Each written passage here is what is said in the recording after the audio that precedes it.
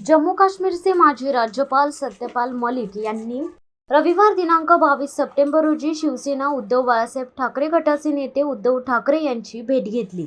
तसेच आगामी महाराष्ट्र विधानसभेत महाविकास आघाडीचा प्रचार करणार असल्याचे सांगितले.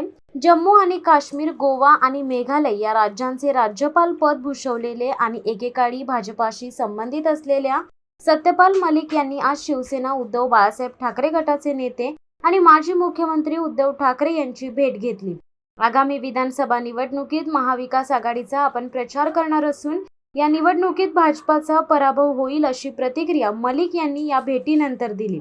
उद्धव ठाकरेंची भेट घेऊन बाहेर आल्यानंतर पत्रकारांशी बोलताना सत्यपाल मलिक म्हणाले, विधानसभा निवडणुकीत भाजपला नुसताच फटका बसणार नाही, तर या निवडणुकीत त्यांचा दारुण पराभव होईल.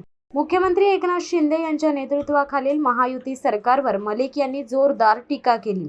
महाराष्ट्रात नोव्हेंबर महिन्यात निवडणुका होण्याची शक्यता आहे.